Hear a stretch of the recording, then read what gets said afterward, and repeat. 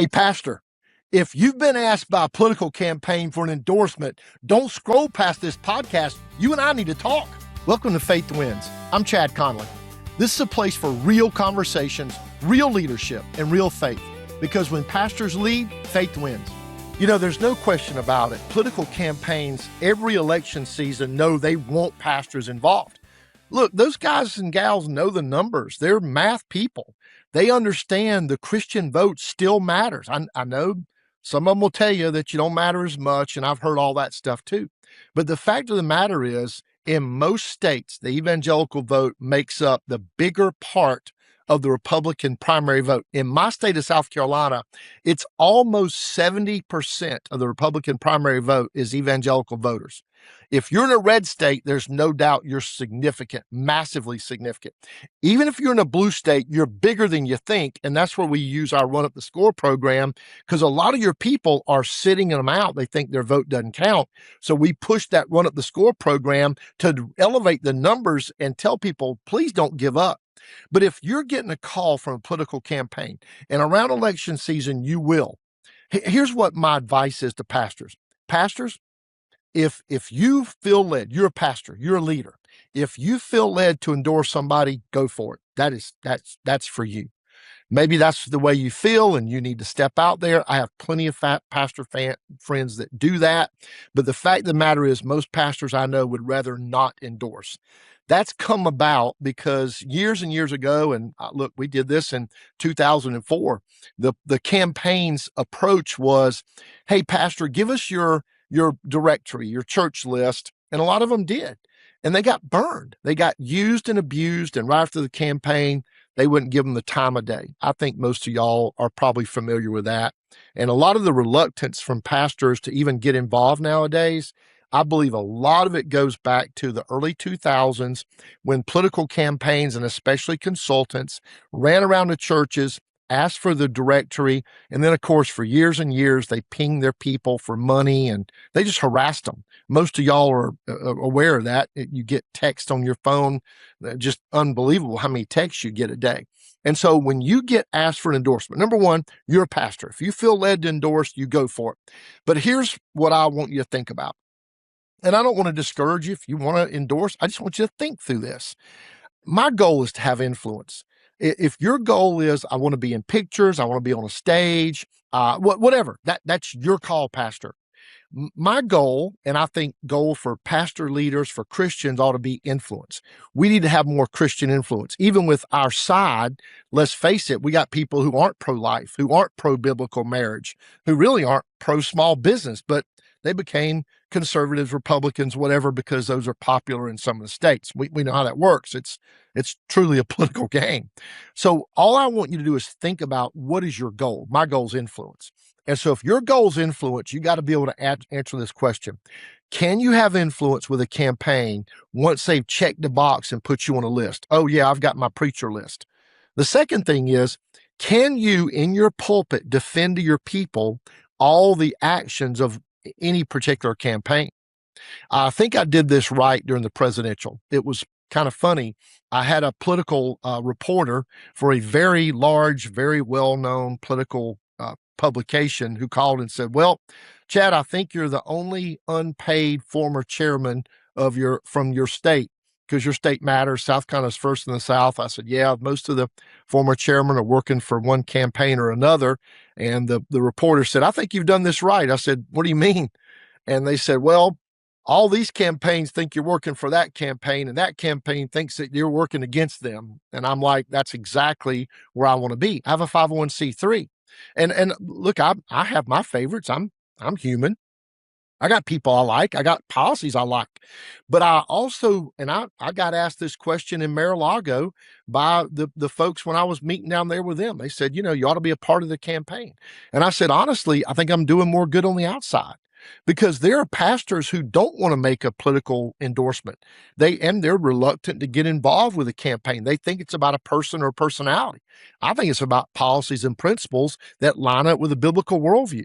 We got to have more biblical worldview in our country. And I think it's about influence. And so my goal quickly became, I want to build a pastor network so large so influential that it cannot be ignored by any campaign at any level.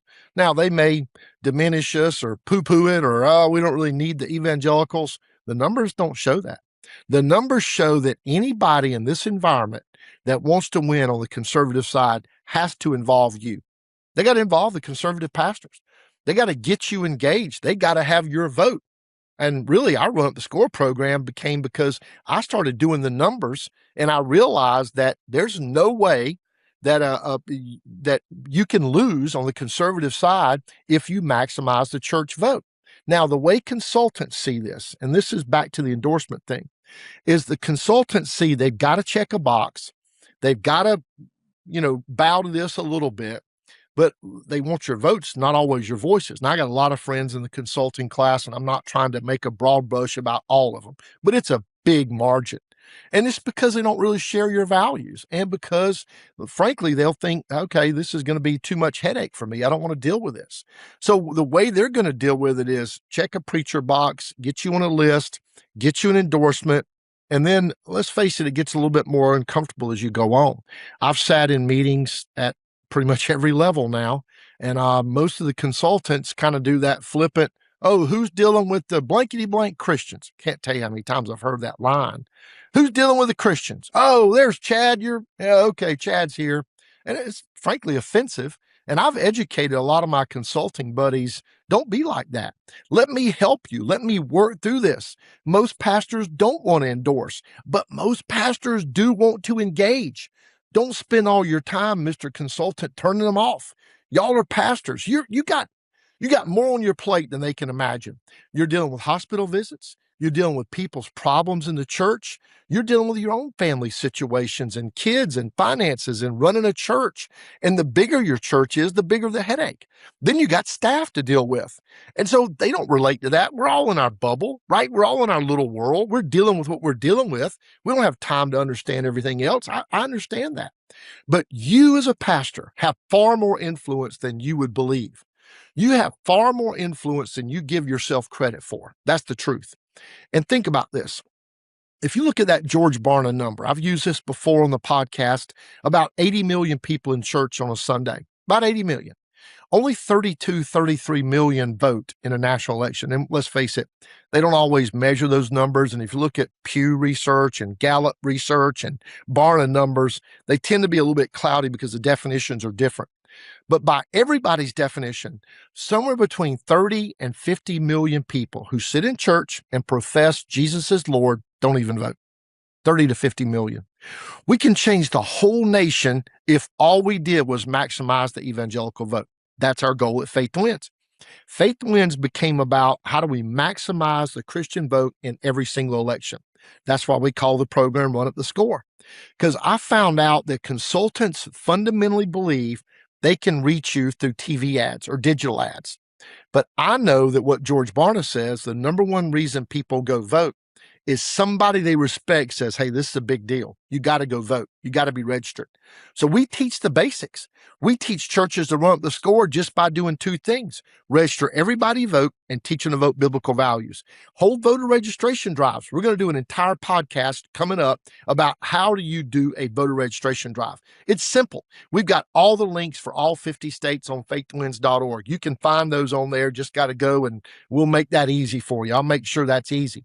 But we give those instructions because I understand there are a lot of non-voting Christians in your church. I cannot tell you how many pastors I've had this conversation with. Well, yeah, my people are voting. And we've actually done some demonstrations where we bumped the voter roll with their membership list. We didn't want their membership list. We don't want their list. We don't take their list. We don't use their list. But we'll bump it up to their membership list and show them you got 30, 40, 50. I've even had pastors that had 60% of their church not registered, not voting.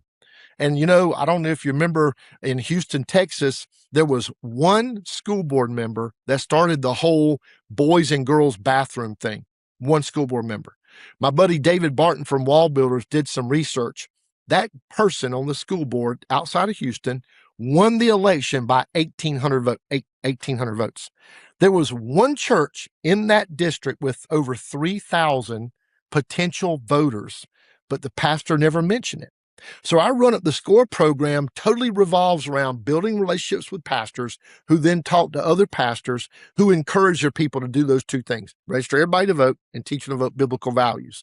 Again, we'll do an entire podcast on how to get people engaged, but understand where the consultants are coming from. I think this is important. And I think for our savvy, for our strategic look as Christians, we need to understand they're in their lane. They're doing what they know to do best. They don't want to deal with what they don't want to have to deal with at all. And so their deal is, let's get you on an endorsement list. We've checked the box. It's handled. Now, you and I know that's not maximizing the Christian vote in any way, shape, or form. It may check somebody's box. It may look good on a press release, but I'm not sure that helps with turnout.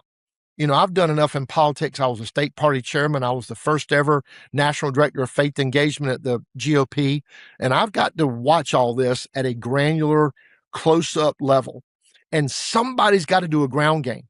Let's face it, it's easier for consultants to buy TV time, to buy digital ad time, and frankly, they get paid for those things. They find it difficult to monetize pastor engagement. I agree with them. I don't think it should be monetized. But I also know we have more ready to vote people sitting in our churches that don't think this is an important election, or they forgot, or they got busy, or they were helping their kids with homework, or they went on a field trip that day with their children. They forgot to go vote. They forgot to do the early voting or the absentee, whatever. But if George Barna is correct, and I believe he is because he talks to more people than anybody in churches, getting that pastor who's influential and getting the pastor to talk about the importance of an election, not to tell them who to vote for, not to tell them how to vote, but to tell them that as a biblical person, as a Christian, it's your obligation to occupy till Jesus comes. That's for sure. We're to be concerned for the welfare of the city we're in. We're told that in the book of Daniel. We understand we have an obligation to be salt and light. You can use scriptures, and we've got those on our website as well. But it is our stewardship obligation to go vote in every single election, have our votes and our voices heard and felt. So understand, if a consultant calls you and says, "Hey, pastor, I want you to endorse my candidate," that's your call. I defer to you. You're a pastor. You make the decision that's best for you. I want to tell you about two stories.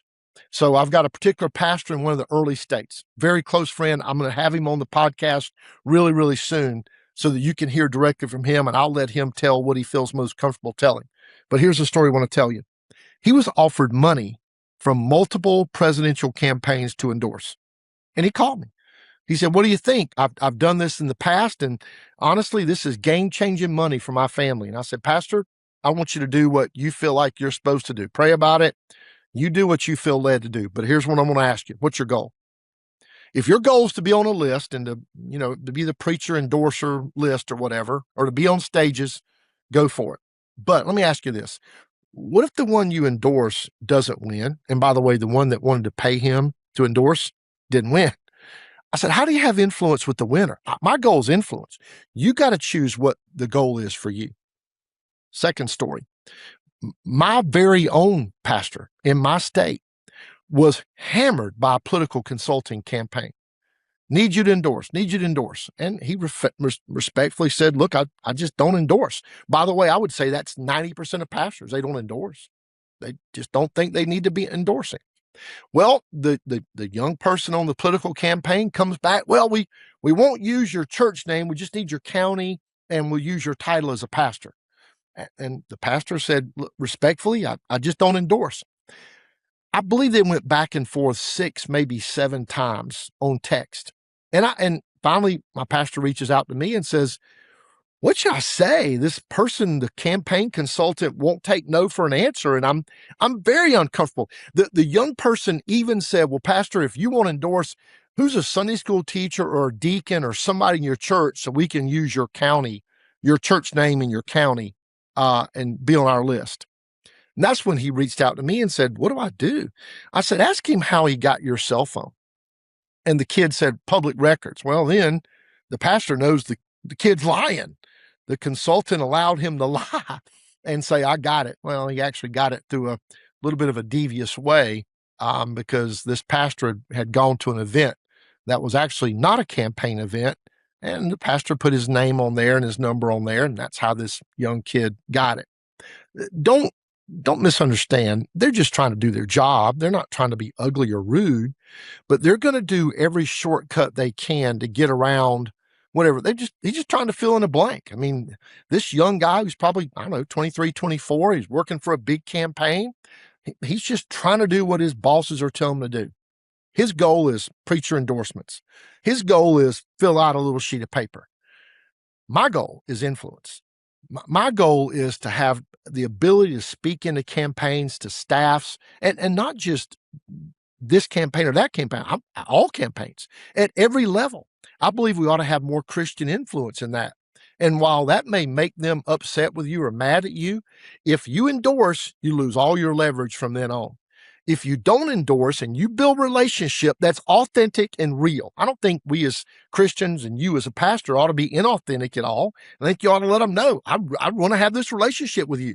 I can't tell you that pastor I told you about that decided not to endorse. He built texting relationships with multiple presidential campaigns, and he's kept those up, sharing scripture, not just with candidates, but with staffs. He's even traveled for our Faith Wins team to other states because he kept relationships. And now the people that didn't win that campaign in his particular state, obviously running for president, they're now running big time campaigns for other levels, Senate, governor, Congress in other states. And that particular pastor has been able to help our local pastors in those states build out that network of pastors who then have relationships. So don't misunderstand me. I'm not saying you cannot endorse that. That's not the case at all. I just think you ought to ask yourself what matters the most. So if you get a campaign consultant to call you, hey, I need you to endorse. Would you endorse? You can do it. Some of them even, they're going to offer you money. I get it. I respect it. If you decide to go that way, I'm never going to be mad at you. That's your call. But I want you to ask yourself the question, what's my goal? What's my goal? And this particular pastor in that early state that decided not to take pay thanks me all the time. Thank you so much. Thank you so much. I like taking a long-term view. I like the idea of building relationships. Listen, our goal at Faith Wins is for Christian influence, not just votes, but voices, to penetrate this nation like never before, like back to the founding era. There's not too much Christian going on. We're actually having discussions about who ought to go to what bathroom. That's insane, y'all. There's no common sense in that. What about the little girls whose feelings are being hurt? They're paying attention to some boy whose feelings are hurt. He wants to go to the girls' bathroom. Let's tell them the truth. You know, my mama's been in heaven over 9 years, but if she'd have been in that school board meeting outside of Houston, when somebody said, ooh, what a great idea. Let's let boys that feel like girls go to the girls' restrooms. Look, you can feel like a doorknob. That doesn't change the truth, right? But my mom would have whopped somebody upside the head if they wanted to lie to some kid that way. And our society has gotten to the place we're enabling lies. That's the facts, Jack. We're enabling people to lie. And we got to stop catering to feelings and start going back to facts and truth and dealing with it. And you know who's supposed to do that more than anybody? You, the pastor. The pastor, the church used to be the center of the culture of the entire community. Now we're letting culture tell us what to do. We're letting culture define our activity and our level. You know, I've said this on other podcasts. I think we've let the left and the media dictate to us as Christians what our involvement ought to be. Ooh, pastor, you shouldn't be involved. That's political. Well, you know what? Here's what I ask them now. You know, can you tell me, pastor, if they say I don't want to be political, where in your Bible does your spiritual life stop and your political life begin? I don't think that life or biblical marriage or freedom of conscience or religious liberty or Israel are political issues. They've been politicized. But that doesn't remove my responsibility to tell the truth. You and I have an obligation, a stewardship before God, that we're to tell the truth, that we're to be salt and light, that we're to occupy till he comes. And I got to tell you, frankly, I feel like my generation, we've not done very well.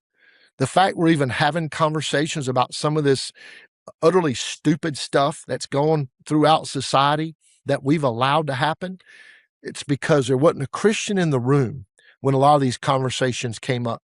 In that Houston sense, if there was a Christian in the room in that school board meeting, when that one school board person who was elected with just 1,800 votes, if that one person that was elected with just 1,800 votes had any Christian in the room, they were spineless.